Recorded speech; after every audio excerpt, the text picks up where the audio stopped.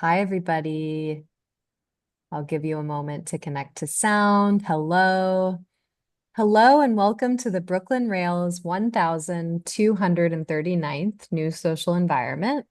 I'm Chloe Stagaman, Director of Programs here at the Rail, and I have the extreme pleasure and privilege of being your MC today for a conversation featuring Joan Washburn and Amanda Millet-Sorsa.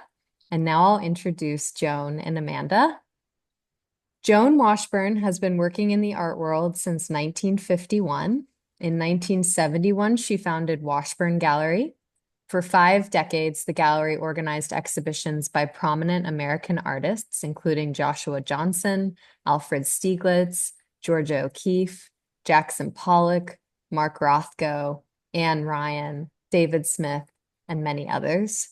The gallery opened on Madison Avenue, then exhibited for 25 years at 3 locations on West 57th Street until it moved to its final location at 177 10th Avenue in Chelsea in 2017.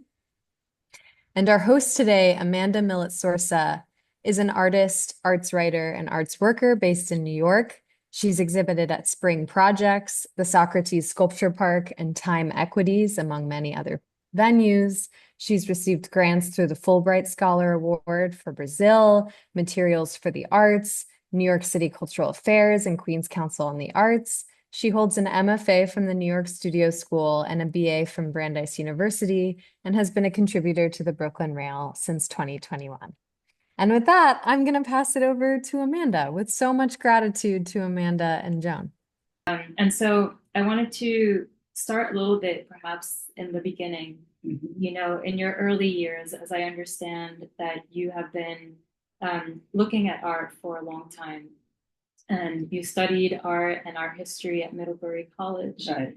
And you also worked in museums and galleries for the first 20 years of your Right. career. And so what was it about art that engaged you so early on? Well, there's a wide variety in there. Uh, and I just enjoyed it very much. I mean, to get to know someone's paintings in depth, and also the pleasure of installing an exhibition of paintings, because there you learn an awful lot about what works and what doesn't in terms of the paintings in the gallery and the excitement of the opening. And we had some very strange exhibitions over the years. I think I mentioned tinsel paintings, Right. uh, which they reverse glass painting, actually. Marston Hartley did some serious work, but it was something that middle-aged ladies used to do in painting.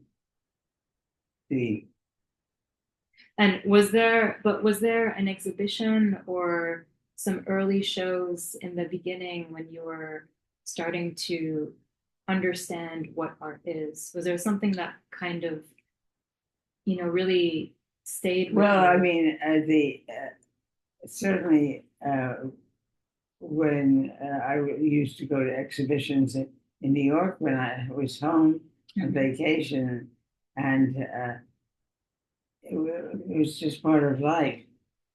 And I did work for 2 years at the Wadsworth Atheneum in Hartford, and I decided that I preferred the gallery world.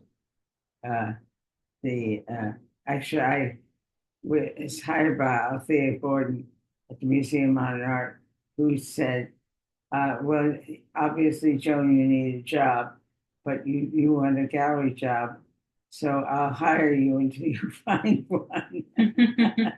Right. And she was marvelous.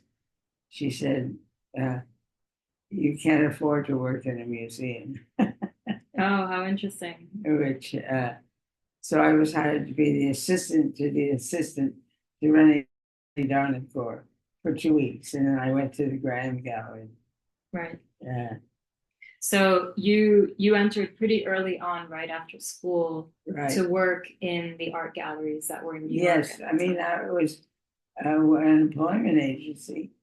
I had managed to learn shorthand, and I certainly needed to get a job quickly so I wouldn't forget it. But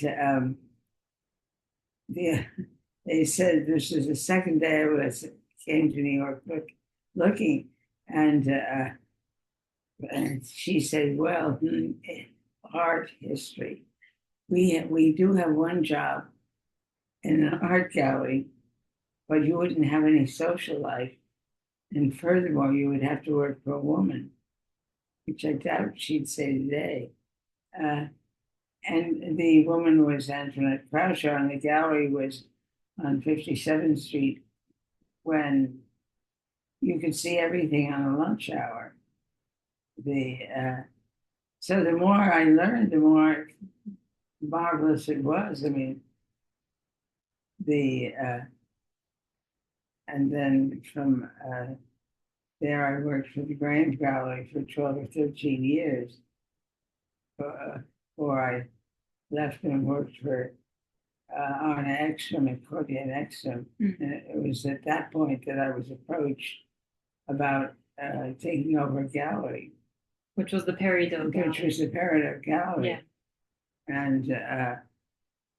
And then so if I understand correctly, in that time, Madison Avenue, was a couple streets, and you could see really all the art shows in galleries in New York City probably in a day. It was a much smaller scene than it is today.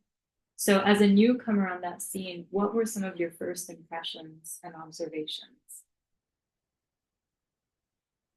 Well, I remember being taken by Antoinette Croucher to the last exhibition at New York Studios, which was the Whitney Museum. And it was a John Sloan show. And the Croucher Gallery represented John Sloan. So it was quite a night.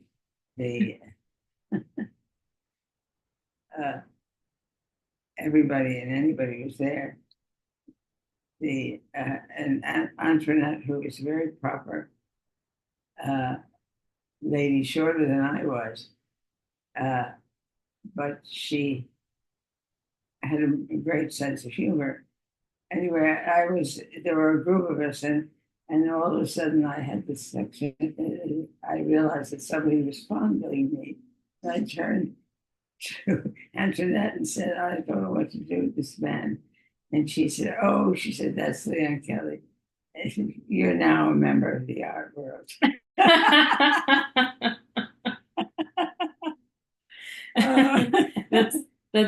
That's quite the first impression. Yeah, that left a lasting impression. Right. That was the first and last time, I might say. Okay. Okay. And then soon after, you founded your own gallery, formerly called the Peridot Gallery, in 1971. Yeah, that's right. I finally decided to take the plunge because the artist, represented by Lou Pollock, who owned the Peridot Gallery, the artists were pleading with me to save the Peridot Gallery, and Lou Pollock had a cousin who was a lawyer and accountant, and he came to me and said, "I'd do anything to save Lou's gallery. I will do everything possible to make this happen. We'll charge you a certain amount of money, but it doesn't matter when you pay it," which made a big difference because I had no money to invest. Right. I had myself. So he was your backer in the early days. Well, yeah, yes, and it was horrendous. I mean, I remember they opened in January. In the fall, Antoinette called me and said, "Joan, I know September is about the toughest time for gallery world because you've had no sales and things like that. Is there something I can do to help you? And I said, the well, I just received a bill for art insurance, which I didn't know anything about. I didn't know I owed, and I can't possibly uh, manage this. I'm going to have to close. And she said, that's wrong. I said, what do you need? And I said, well, the the bill was for $10,000, and she said, I'll send you 5,000. And the man who worked for Claude arrived with a check. She said, but you must not ever tell anybody that I did this, and which I haven't now. She's died a number of years ago, and then the other was covered by Doris Friedman, who was at that point she was in art in the parks or something like that, but she asked a friend of mine how I was doing, and she said, "Oh, she's in terrible." And Doris said, "Oh, that's wrong. It's she's too good to go down so quickly." And so the other 5 came from her, where I couldn't tell anybody, and that's how I got through that, and which was really terrifying when Yeah. because it's true. September used to be. I mean, now with everything online, there's not that vacuum. Right. I mean, it sounds like there were significant amounts of financial challenges along the way to take on that risk of starting your own business and your own gallery. So I wonder, I mean, you took over the Peridot Gallery, right, which had all of these artists. Yes, and had done some very fine work. Is it Ruth Owaya, the artist who does the hanging sculptures? Osawa. Osawa. Yeah. That she was in first show. She was in the first show. So, yeah. Oh, how lovely. I can't remember. There were others. Yeah. And Alice Trumbull Mason was one of the first. Yes. Yeah. One of the first artists that you took on as an estate. Is that right? Yes. In 1951. Yeah. We had her first show and our first show. She was the first show of the gallery. Of an artist that I decided to take on and represent. And could you tell us a little bit more about how you got to know her work and why you decided to show her work for your gallery? Emily Mason, Alice Trumbull Mason's daughter, Emily, was married to Wolf Kahn, who came to me, who called me and said, would I come down to his studio where he had a group of Alice Trumbull Mason's paintings. And I said, oh, I just can't. I have 2 young children and a gallery to run and a husband who has crazy hours. And I'm so tired. And he said, well, I'll tell you what I'll do. I'll bring some paintings to you, to your apartment. And which he did. And he set them up, 5 or 6 small paintings. And he was right. You have time to live with the painting and see it at different times of the day and move them around. And I decided that I would go ahead and have an exhibition. Mm. And what was it about the work then that? Well, one thing is that she ground her own colors. So in her paintings, you'd see something that doesn't exist anyplace else because the and she had died by that time, so it wasn't anything personal. But we had many exhibitions over the years.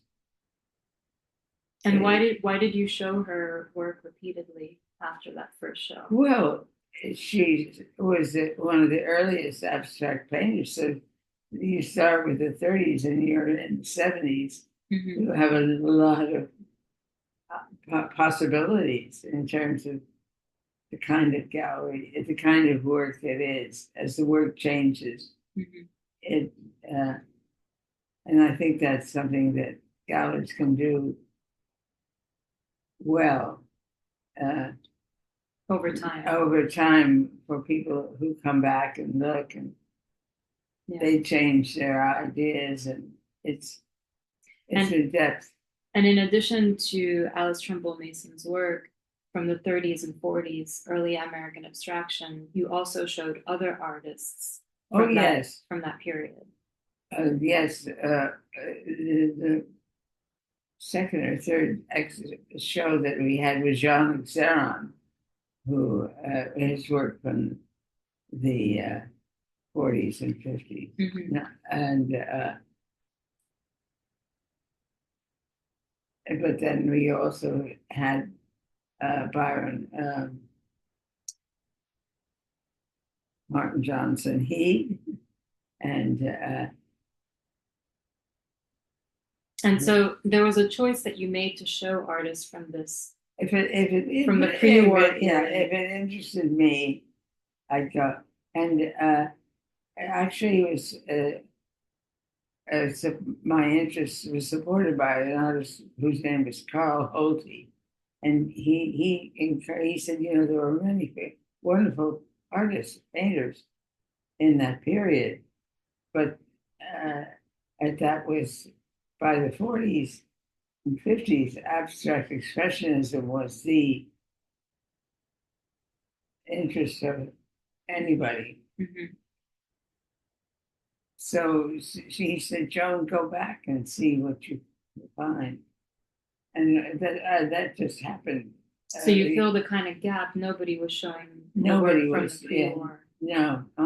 And so what was the reception? There were no galleries. There weren't many galleries, right? Very few. And people became interested in it, particularly museum people who recognized the quality of the work and the rarity, and the price was very low. So that it was possible for museums to buy, whereas paintings were then soaring into the 500,000, million, 5 million. Which, I mean, there's something wrong with that. Right. But not everyone can. Well, they don't have the money. Right. But you also had experience working in museums. Yes. And working with curators. And because there's things that had never been seen, a lot of them would come to the shows because at that point there weren't, Richard Zabriskie showed artists from that period, the 30s or 40s, but in general, it was new to everybody. And so I had read somewhere that when you had visited the 1939 World Fair, there was something about abstract art that drew you to that kind of art form. Yes, well, they had an exhibition that had WPA work and and it just later on I did an exhibition of things that had been shown, artists who had been shown, and we set out to Button the TWA button, isn't it? But then, I did a lot of shows that were specifically painting shows. There's something interesting, as I said, tinsel paintings. But I'm trying to think what else. Joshua Johnson, was one of the first shows we did. And Johnson was the earliest known Black artist at the time. And that was because somebody I knew who was an artist had a painting by Joshua Johnson and said he didn't know what to do with it. And so I went to the Frick, I think, and found out that his story. And I decided I would try to do an exhibition. But it was certainly out of to go back in that far was an exception because the next show was Jean Exaron's paintings from the 30s. Right. So, yeah, so it was mostly the 30s, 40s with some exceptions here and there. Yes. Depending on what came through. I remember we had a painting, an exhibition of drawings by William Truss Richards, and then we had a show, Martin Johnson Heath, and then there were two others I'd forgotten now the names, but they all had like Martin Johnson Heath and William Truss Richards and John William Hill and John Henry Hill, and Tom S. came in to see a group show of everybody. And he said, Joan, are you going to specialize with artists with the middle names? It's true, the artists of that period, sort of Hudson River School or whatever, they all had middle names. Right, no middle names. But it certainly sounds like your gallery over the years has given special light to historical artists and earned the respect of museums, of critics and artists. Yeah, right. They some, I mean, if it was an interest to me, it was of interest to some other people along the right. And so it means that you gave a lot of thought to curatorial ideas. For instance, the contextualizing Pollock's work with Siqueiros and Orozco. Yes. And so how did some of these ideas come together? Well, if you, in that atmosphere, you're talking with everybody, and people will come up with ideas. A marvelous show we did when we moved and opened at 42 East 57th Street. That was our first gallery on 57th. It was a space that had been occupied by Julian Levy. So I decided, who's still alive, very much so. And I decided to repeat, is the word, I suppose, the exhibition that he had held in that space, which was called Through the Big End of the Opera Glass. And it was Joseph Cornell, Tanguy, and Duchamp. Wow. It was very difficult to put it together. And Julian helped, thank heavens. But I mean, Julian called Pierre Matisse, who's about the Tanguys, and said, I really want you to learn those Tanguys to her. Well, I was going to ask, where are you finding these works? Well, something like that, I had to go. The Cornells were a problem because that was at the point where there were three dealers or groups that wanted to represent Joseph Cornell.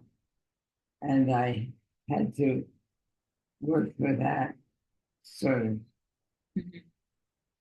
I remember I remembered having seen a Cornell box with the Bebe Marie in it, and it was in Nyack, New York, and I was there not to look at some drawings and paintings by an artist or one of the hills, and they had the Bebe Marie, which had been missing, never been shown, but the lawyers of the three different dealers were then who, if they'd have to split it, and how were they going to split the Bebe Marie into three? And as a result, the owners took it off the market. But those Tongis were marvelous. Yeah, I imagine. They I mean, it sounds like many of the shows you organized could have been shown in a museum. Well, there weren't that many objects in that a museum would tackle it. Mhm. It could be if they had small galleries, Mhm. a lot could be done, and I think that goes on with the Whitneys and the Met and the Guggenheim. Yeah. I mean, they had the show of what is the name of Orpheus. The Guggenheim had that show. Okay. Well, what I'm pointing to is that the care and organization that you're giving the curation of these shows and your experience with museums, why did you choose to form this path in the commercial art world instead of working in a public institution? Oh, it is much with a museum. You work for years on a show, sometimes, and I wanted the activity of a gallery. At that point, every 3 weeks we had exhibitions. Wow, that's a lot. Yeah, I mean, you really had to work hard with the announcements and press and everything else. But then gradually became 4 weeks, 2 months, the exhibitions and galleries, but still much faster. Right. It's the speed that you enjoy. Yes. Well, not always you enjoy. Right. or it sounds like you were able to show a lot more in that time Yes, frame. yes, you could. Sending out mailing announcements was a real pain, and so what happened? One of the artists said, "I'll help with the mailing," and he put all we had a machine for names and addresses, but he neglected to put any money, any stamps on, so we had to call the post office and get everything back. I guess it was a much smaller world then that you could actually do that. Yeah. Oh, yes. And you make those beautiful catalogs or brochures, as you like to call them, for each show. Yeah, every show. Is that right? Yeah. Is that the equivalent of the press release today? Yes. Or what kind of work would go into that? Well, the dealer Kurt Valentine, or Valentine, not Valentine, always sent out catalogs that were small, and he sent every exhibition he'd send out a catalog, and then at the end of the year he bound them all and sent 5 or 6. Well, at the end of I couldn't afford to find them, but I did admire those, and I thought I'll just try to And it was less expensive. There was no color. Everything was black and white. So that was a challenge too, to get somebody to write or find something to write Right. about every show. And You mean writing for the catalogs or Yeah. just writing for writing press? for the catalog. For the catalogs. Okay. You'd find something that somebody else wrote that was good, or know a writer who would, like you, Right. who Sounds would like say, it's still similar today, the Yeah. process. yes. And so did you have some kind of philosophy for your gallery as you started to work through the years and you moved to bigger spaces, since you had this focus on the 30s and 40s? Well, then we handled some contemporary artists, Norman Bloom, Alfred Jensen, Robert Reed, who taught at Yale. Well, we branched out, and the artists would come to us, or I would see an exhibition and know that they had no plans, or I wanted to show another period, that sort of thing. Right. Well, it's an interesting mix to be showing such historical artists with contemporary artists of the time. Yes, well, I mean, it's all good or bad, depending upon the artist. Although I must say, if you show the wrong things, that doesn't help. So let's talk about this. You would visit a lot of studios as a result of showing contemporary artists. More than before. And so what kind of conversations would you have with these artists? Is there a studio visit that you can remember, or did you have in your mind what you were looking for? Well, I mean, it depended upon the artist, and mainly you'd see the artist, the work, and you decide that it was something to a purpose.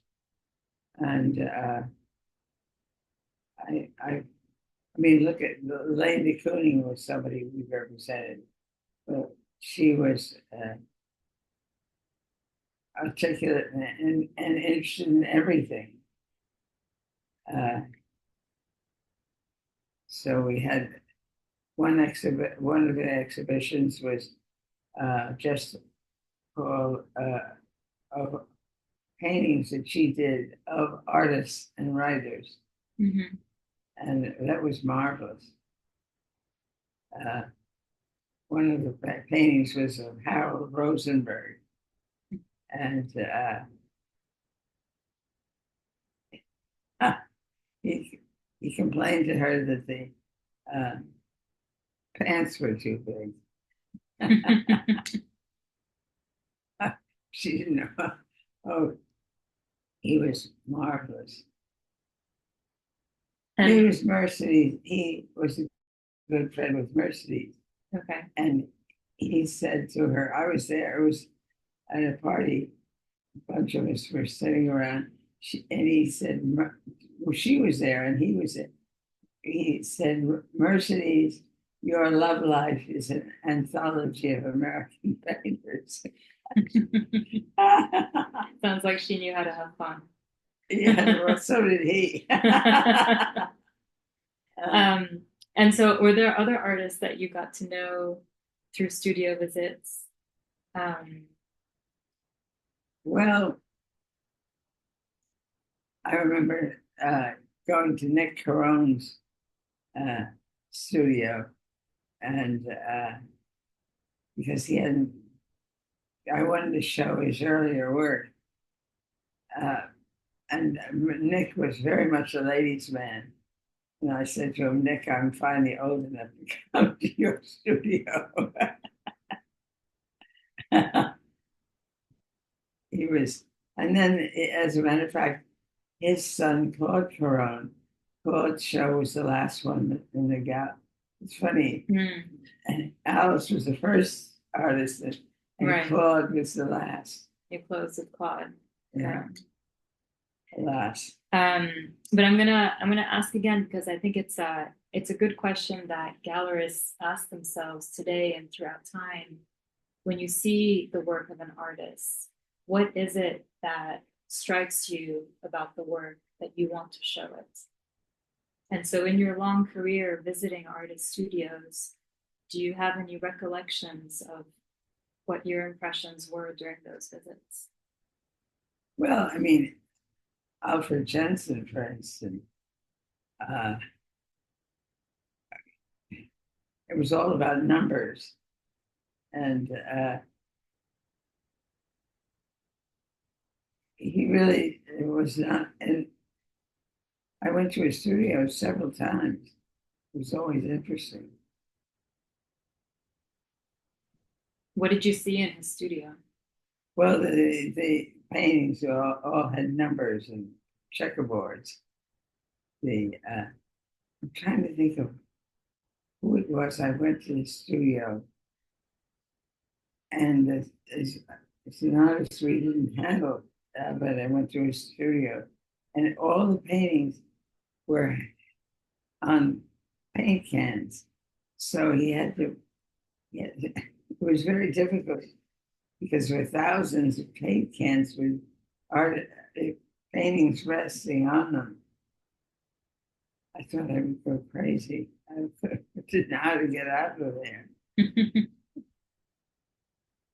Were there any memorable conversations you had with Alfred Jensen about the work? Well, I mean, you'd ask him, he'd say 2 and 2 is 5, -3 is 10, things like that. But he was not easy. I remember when Brian was born, I said, 26 is a number that came up in our family frequently. And I said to Jensen that the baby was born on the 13th instead of the 26th. He said, but 13 is half of 26.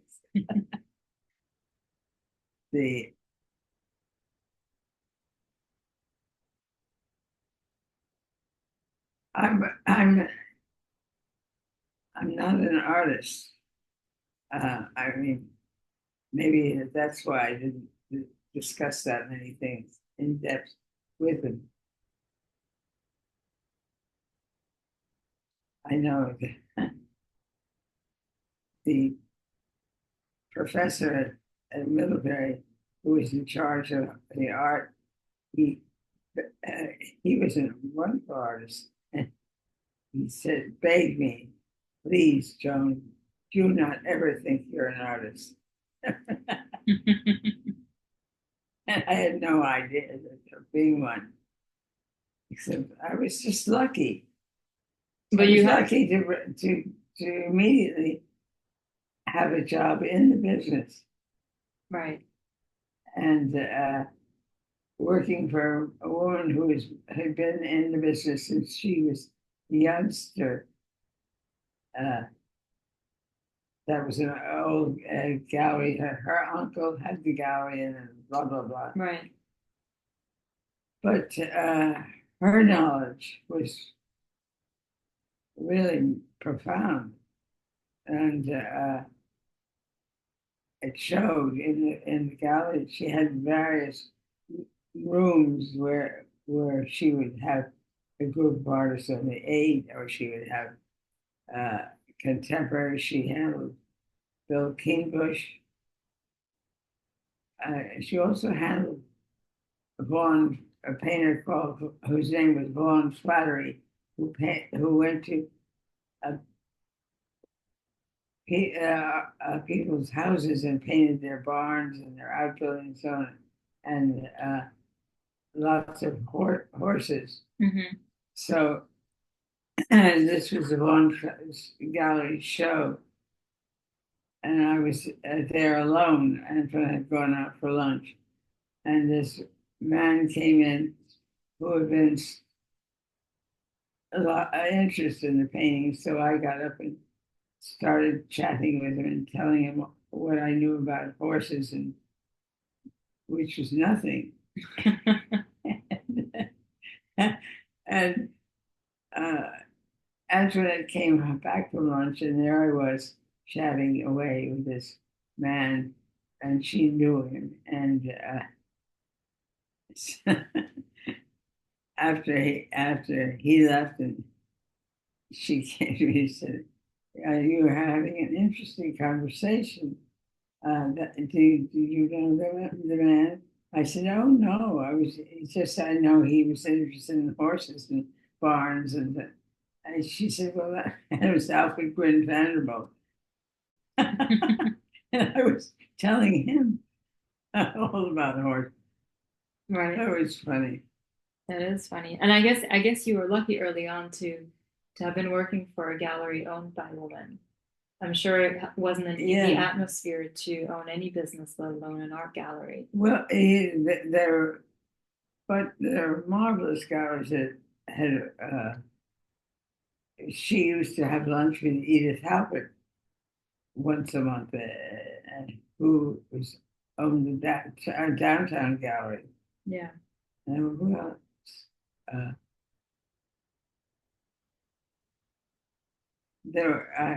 I'm drawing a blank about the other women. Did you encounter any particular challenges as a result of? Well, yes, I was on the IRS committee. I was the first woman, I think. I remember that Paul the Mellon had just given his collection to the National Gallery, and we had to decide what these marvelous paintings were worth, whether he'd asked too much or too little. David Nash was on that committee. He was wonderful. His memory on the history of the paintings was fabulous. And then I was the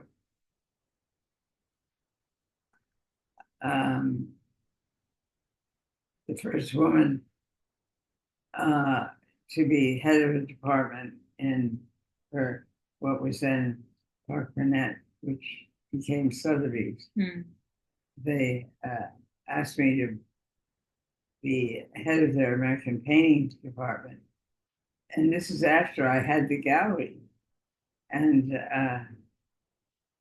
but it was very prestigious and I'd have an income. But I thought about it, and so I said, "Well, John, this is John Marion, I'll do this if I can maintain my own gallery."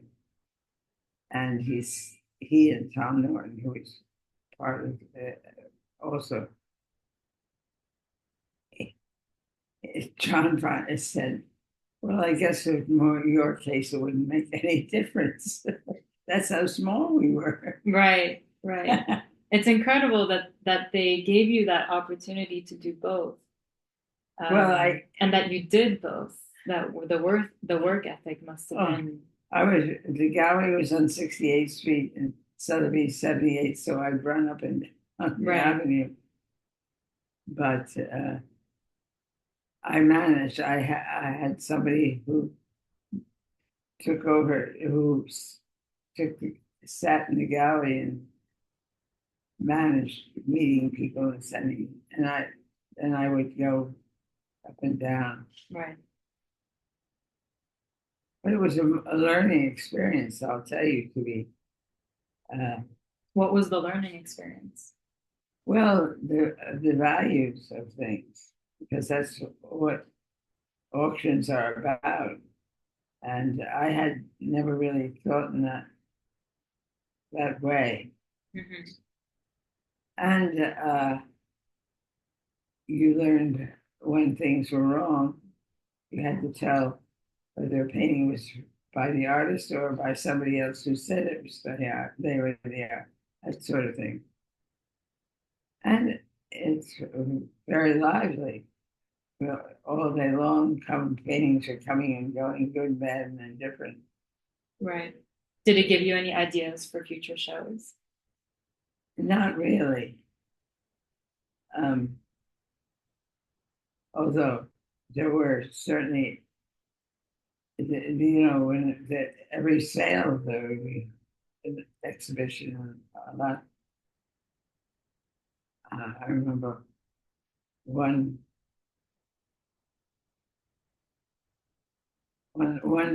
sale. There was a very important impressionist painting which fell in the exhibition, and it fell down onto this, I don't know what you would call it, soup container or something. Anyway, the top of the container went through the Monet. Oh. And the men came to me and said, Mrs. Washburn, we have something to tell you. And we don't know what to do. And I said, oh my God, I have to get in touch with Paul Rewald immediately, which I was able to do. They were afraid. Mm-hmm. And Paul raced down, immediately was able to take the painting to a conservator. And to this day, I don't think anybody knew that it was being pierced by the. I guess they do a good job, right? Wonderful. Yeah. Paul was so thankful because he said, because called me and told me that about this horrible accident. Right. So you had a lot of exposure to historical works, and then as we talked, you showed also contemporary artists from the 80s and certainly, well, it was very vibrant. And through those changes, how did that combination of both make sense for you? Well, it was an interest to me. It sounds very self-important, but it was interesting to me and something I wanted to show. Mm-hmm. Would be of interest to somebody. Right, exactly. I mean, clearly it was of interest to many people, especially artists who would come to your gallery and see both. And so when we spoke yesterday, I remember you said something very poignant, which was that many artists were known, but not necessarily seen. And that you did the job of making artists seen through your galleries, through your shows. And so I wonder, what does that difference mean? What does it mean to be known but not seen? Well, either their works are too small or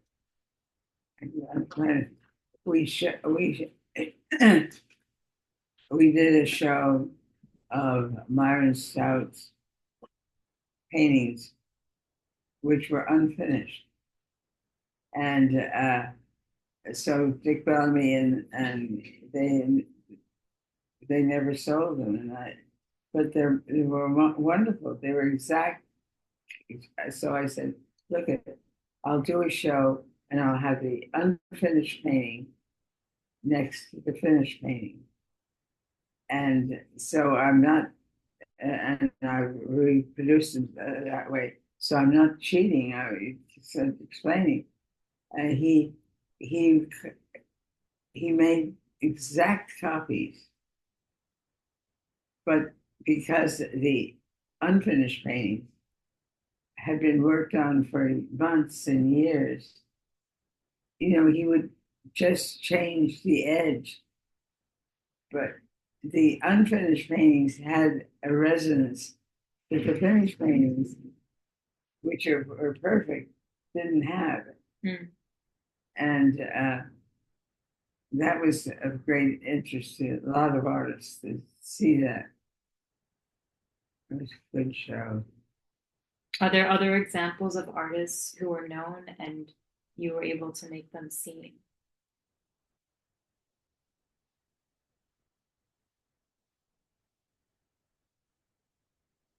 I have to think. Okay.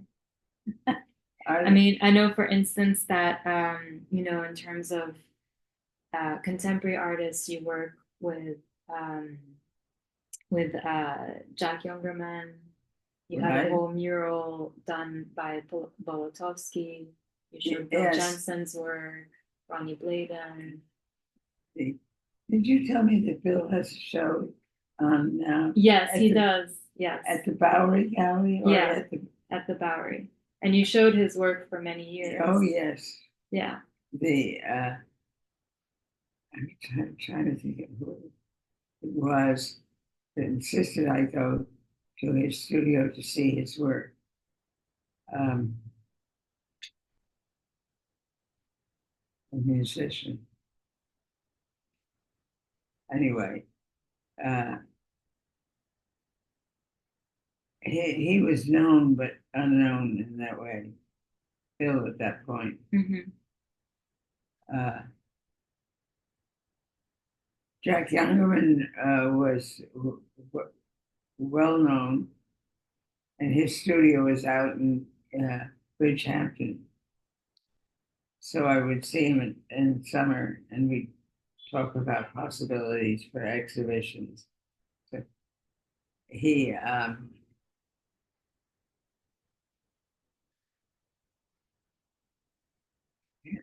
the first show of Jack's work was, I think, down when we had a gallery.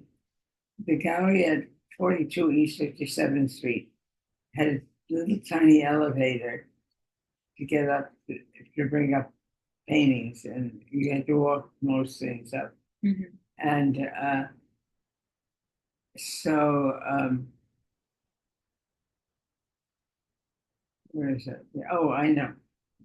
So we decided, and somebody came to me and said that they owned a building on Green Street, and that they all but one floor had been taken, and that he thought that it would make a marvelous gallery, and the rent was virtually nothing, and it included the ground floor with very high ceilings, and the basement floor where we could store paintings and show them privately, when people came in.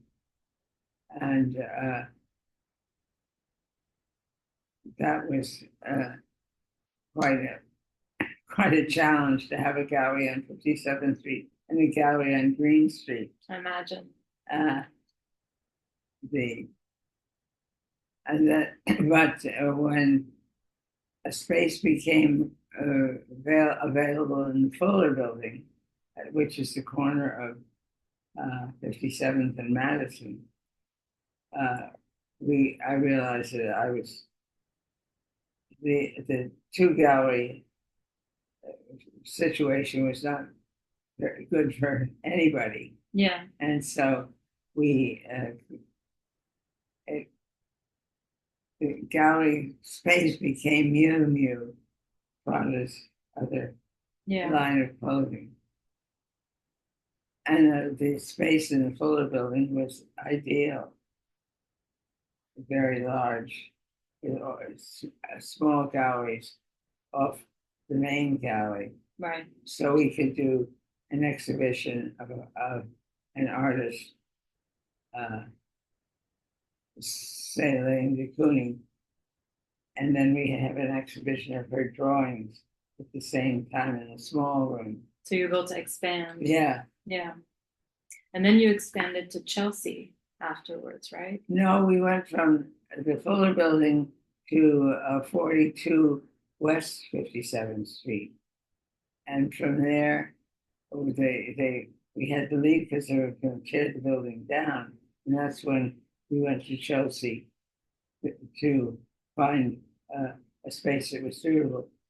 And it was there we had raw space to but that was already a shift in where art was being shown and seen and collected. Because I understand in that time, Chelsea was just garages, meat packers, warehouses. Yeah, but this was later than that stage. I mean, when I opened our gallery, Paula Cooper was around the corner, and who else was down there? Gladstone was there, and Gagosian had a gallery on 20. So it was well established. Well, by the time you made by the time, but it was. I couldn't find anything that was a gallery, and the building wanted a gallery there, and they did everything to make it right for us. Yeah. And so throughout the years, you have 50 years of putting together shows, sending out the little brochures, 450 installations, 450 exhibitions. 450 exhibitions. That is astounding. I wonder, what have you learned about why people collect art in all these years? Well, who buys art? Oh, all kinds of people now. It's online, and the people that we sold to generally became involved in collecting within that period of time, or one man, or they were involved with museums, particularly in Texas. But they become very interested, and I don't know why or how that moment comes, but they either enjoy the gallery or various things that we did. They follow. What has been some of the most fulfilling moments of owning a gallery? The most, well, to be proud of the exhibition, that you had succeeded in bringing life to something that was not in the studio, is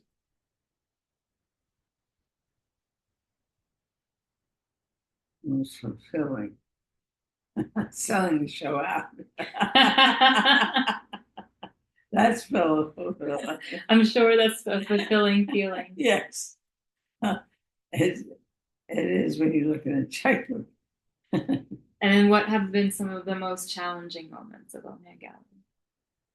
Oh.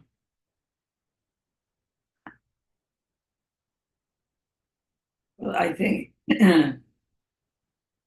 working with the artist and selling it could be a challenge. Bill, for instance, it's very particular. I guess the artist knows what they want with yes, the show. They do. Absolutely. And the lighting. The lighting is important. It can kill a show, the lighting. And the artists are very, very in touch with that. How the paintings change in gallery lighting. Well, it's nice that you were sensitive to that. You couldn't help it. You yourself are sensitive to it, and then it was always that we generally would set up a show and then call the artist and say, "Okay, come on, come over and look," Hmm. and you hold your breath until they got. And sometimes they had very good suggestions because, after all, having a bunch of paintings in the studio, they learn from that experience. So, with 50 years of managing, owning, organizing shows, 450 shows, and seeing the art market change from the gallery's perspective, from the enlargement of the amount of galleries in New York to also the international reach of collectors and the addition of art fairs, which have kind of taken over. What would you give as advice for the new generation of galleries that are trying to set up today? What would you like to let this new generation know from what you've learned in your experience? That they should be involved in the painting for a period of time. And it's very, the selling things online does not do it because you just miss so much. The text, but to stay as close to the old-fashioned way of having paintings in exhibitions and to try to keep that because it is the only way that you really learn about an artist's work. But I have no idea what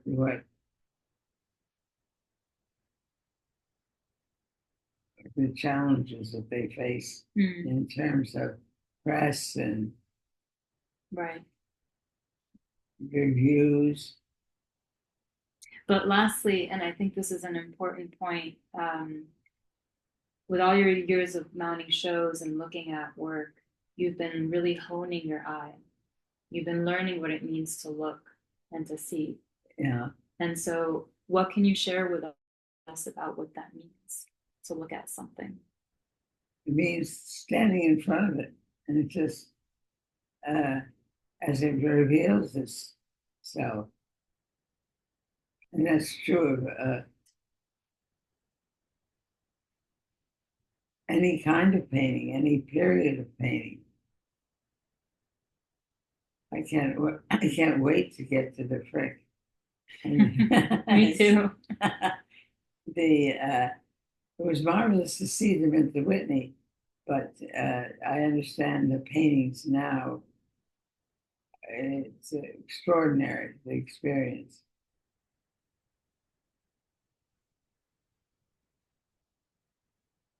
And apparently the lighting and the installation, everything is the very best. Okay, well, we'll have to go see it. Yes. Well, I figure a way. Apparently, I don't know what it's like now. It's open to the public. For The Frick. Yes. Yes, it's open to the public again. And when are the best days to go? Whenever you have time. Yeah. Well, also, but I don't think Saturday and Sunday would be advisable. Probably not. Yeah, if you That's want to right. be if you want to be more alone, probably not. But in any case, Joan, thank you so much for the conversation, for sharing all of your experience with us. You're welcome. And for the audience for joining us and for listening in. I believe there might be some questions from the audience for Joan. Yeah, there are. Thank you so much. Thank you so much, Joan and Amanda, for the conversation. It's been a pleasure to listen to. Joan, I have a few questions from the audience if you'll take them. Try. If you have a question for Joan, you can post it at the form in the chat and I will try to turn to everyone. And if you would like to ask your question yourself, Please have your video on and I'll give you the chance to ask your question. Joan, the first question is from GE. GE wonders, what is the secret to your continuity? What is the secret to your Yes, continuity? Life goes on. Thank you for that question. Oh, sorry, Joan. I don't want to interrupt you if you have more you want to say. I mean, I really is the only answer for me. Continuity. Thank you, Joan, and thank you, GE, for that question. The next question is from Stephen Rose. Stephen Rose is asking more of a story than a question, and perhaps, Joan, you can tell it. And Stephen, is that you waving? Maybe? No. I've always loved and admired Joan's advocacy for her artists and estates. I believe the tale is that she found an artwork on the market that she suspected was one of many that were taken from Alice Trumbull Mason's storage during her lifetime. Joan confronted the dealer on behalf of the artists, and the beautiful work is currently in an institution in Massachusetts. Do you have a comment on this story, Joan? I don't quite understand it. There is a painting by Alice Trumbull Mason that I think came from storage and is now in a collection in Massachusetts. Do you recall this painting? Yes, I think I do.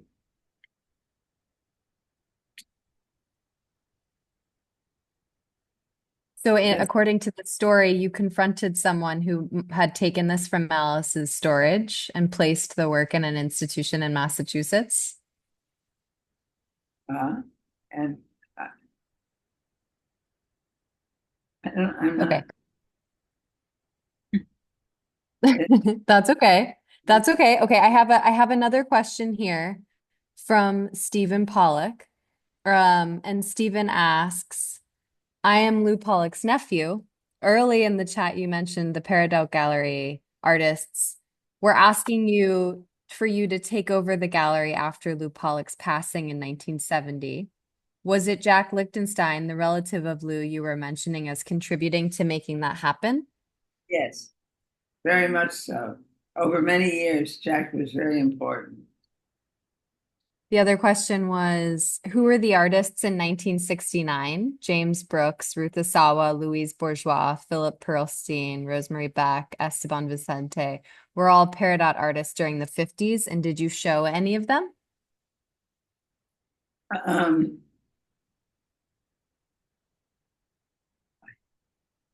What is the list again? So the list was James Brooks, we did. James Brooks, Ruth Asawa. No, I wish we had. Louise Bourgeois. Yes. Philip Pearlstein. No. Rosemary Beck. Yes, one show. Esteban Vicente. No, actually, but I knew him very well and his wife. I think those are all our questions today, Joan and Amanda. I want to thank you both so much for this conversation. It's been such a pleasure to get to listen into your dialogue together.